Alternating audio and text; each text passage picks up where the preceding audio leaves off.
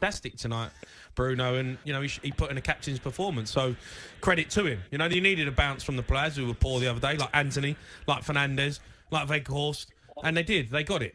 He has a tendency to look for those cheap ones and make a big deal of it, right? And because he throws his arms up, because he makes a big thing of it, I think he kind of draws a bit more. Players do it. Players hold their face. They all do it. It's how I think you try to... Spot on there from Cundy.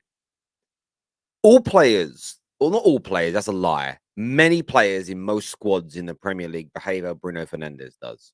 Bruno Fernandes has a terrible reputation, and that often can precede you. There are certain players, Arsenal fans know of Granit Xhaka.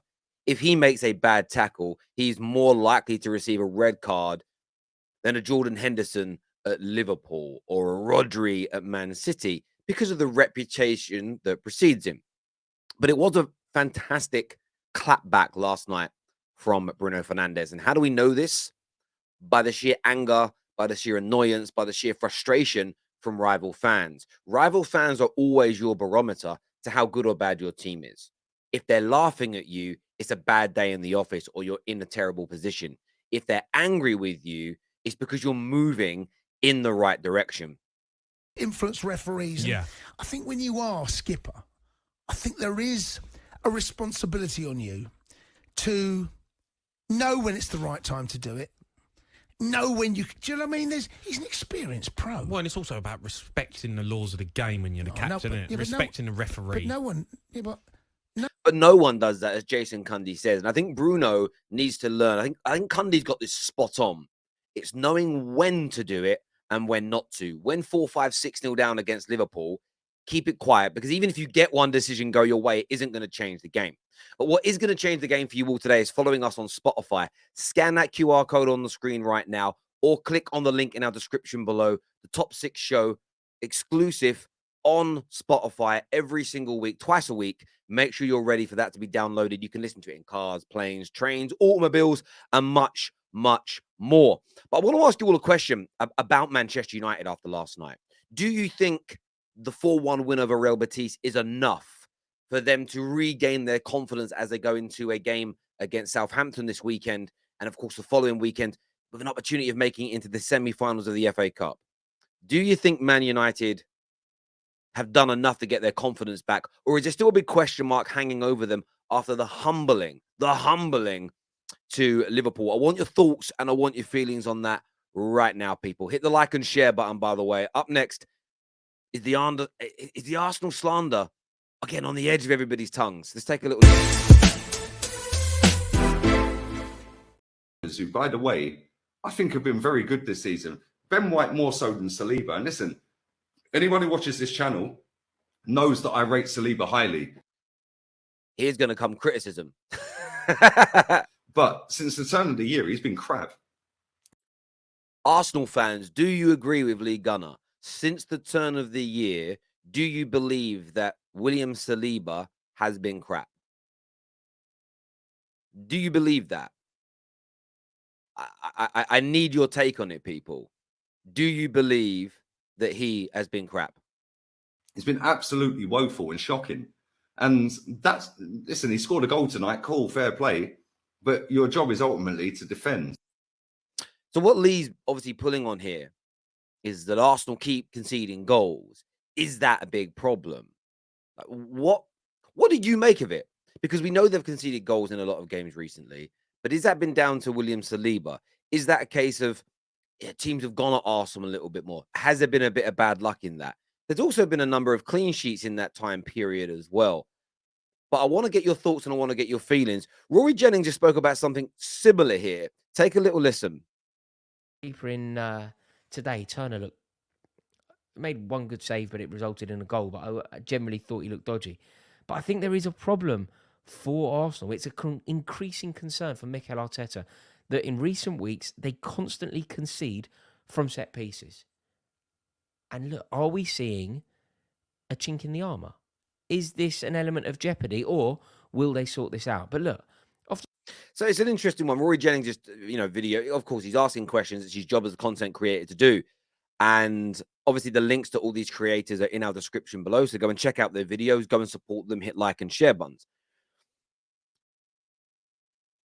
The question is, is Arsenal's squad not strong enough in terms of depth? Is the Arsenal team showing a chink in its armor? Are these conceded goals a major, major problem? I understand why people not are worried. I don't think rivals are worried, but I understand why the question is being posed. For me, I think they're going to sort themselves out. They've had a number of injuries recently. There's been a number of kind of rotations that have been needed in the side, but they've always found a way to win. Where I would be more concerned is if they were dropping points. They had that wobble, and I think that's what's kind of muddying the water. That wobble of 4 games with no win, coupled with a handful of games afterwards where they've conceded goals, is murky in the water that they're in this kind of bad run.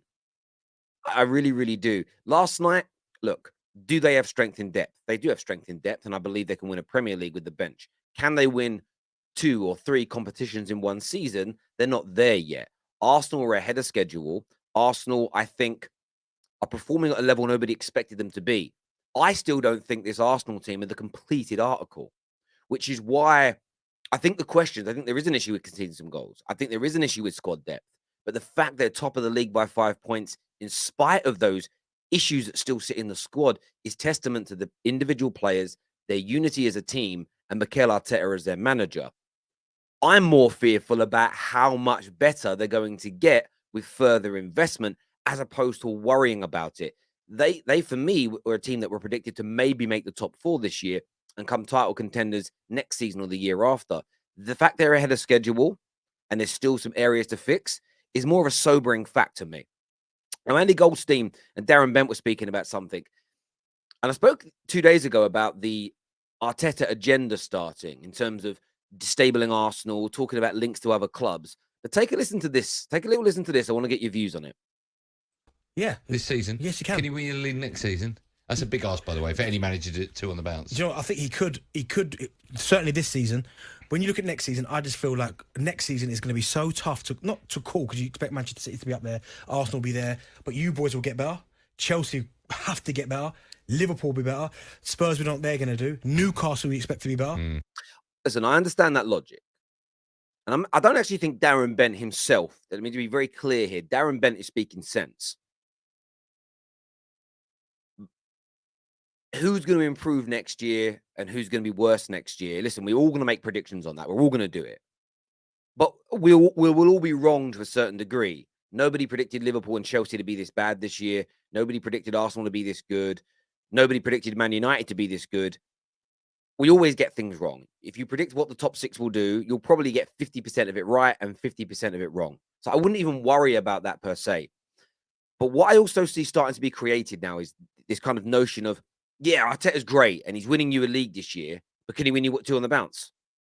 The fact that only Fergie and Pep have done that in the Premier League era, and Jose, have done that in the Premier League era in 30 years, 3 managers in 30 years, that should not be used right now as a barometer to assess how good Arteta is. Arsenal have never won back-to-back Premier Leagues, even with their great Arsene Wenger. So I don't really see why this analysis is needed right now. It's almost kind of being done as a way for me as discrediting what Arsenal were doing in the here and now. It's almost as if Pep wins the Champions League this year, and if one of the first things that the pundits ask is, yeah, but can he do it back-to-back? Almost as if to say winning the Premier League itself ahead of schedule isn't a brilliant achievement. If Arteta doesn't retain the title next year, if they indeed win it, that isn't kind of a linear link to, well, he's not that great a manager. Let's see how and why they don't win it. Maybe they're even better next year and they miss out by 1 point because City or Liverpool or United are just on another planet. You can't always judge a team solely by where they finish in a league table. You have to assess them as individuals. Did they improve? Did they make mistakes? Did they have mass injury problems? Etc., etc., etc. But I'm starting to see this notion created now that, well, if he can't win it back-to-back, what's the point of winning it this year? I don't really understand that. I get it from rivals, but from pundits, again, I think it's a bit of a poor one. I got a couple things on my chest. You can chat shit up on Twitter, but that's not how I roll, my friend. I made that video back. I like the little swaying of the hips there. When you were bottom and we were sitting on top. I wasn't wrong, the season was long, but who beat you to fourth spot? Who finished above you for 6 years? What side of London was cracking the beers? I know the season's a little bit different, but calling me... He can rap, I think. Now, I'm not a connoisseur of rap. If you even call this rap, maybe this is called something else. But he's all right, you know. a prick. Oh dear, aren't you in your mid-30s, bro? Yo, none of this age slander. What is this with youngsters? I don't know how old this gentleman is, but what is it with youngsters where people come for me on Twitter, come for me. I come back and they say, aren't you nearly 40? Why are you on Twitter? You atted me, bruv. You atted me. Shouldn't you be worrying about pensions? Yes, you should all have pensions. Even if you're in your 20s, the earlier you start, the better. I'm not taking a tweet like that from you. You're the B-Tech expressions. Your opinions and your team have something in common. They're both arse, there's no class, and half your team are all wrong. And so you can remind me about all that you win. I couldn't care about your title charge. I know my team, I'm winning anything. That doesn't stop me supporting with heart. You can tell me about 21 years. That was so long ago, brother, I'm bored. Come up with something new for me to hear. I'll sit and wait till you think of some more. 2 years on and I'm still living rent free. I know you won't put on much of a fight. I guess I'll leave you with one more from me. Romero's still better than White. I don't see Ben White's World Cup. Listen, I'm gonna say this now. Look, Troopz, I've met Troopz. We're not friends per se, but like we met each other. There's respect there. Listen, this is a good response. I ain't even gonna lie to you. This is a hard one. Listen, the 30-year-old thing, I'm gonna take that personally. That cut me deep. Like, what's my age got to do with it, bruv? Is Troopz going to respond? That's what I want to know. In fairness, as long as it's civil, I wouldn't mind. I'm sure Troopz can spit a bar or two. I wouldn't mind seeing a little bit. This is going to be football YouTube's version of Wiley versus Stormzy. Because, I mean, that was pretty good. What do you think? Listen, I don't know. And when I say I don't know, I am old. So this genre of music, I like songs from it, but I don't know much about it. Is that good? You tell me. I know Gooners are going to hate it, right? I get the Gooners are going to hate it, but I want to know what you think. Leave us your comments below. Make sure you subscribe to all these content creators that we've featured on the show this morning. Until next time, you take care of yourselves, but make sure you're downloading or following us on Spotify now, the Top 6 show, another episode out tonight. So make sure you've got it sorted and ready. Take care. Goodbye. God bless. See you soon.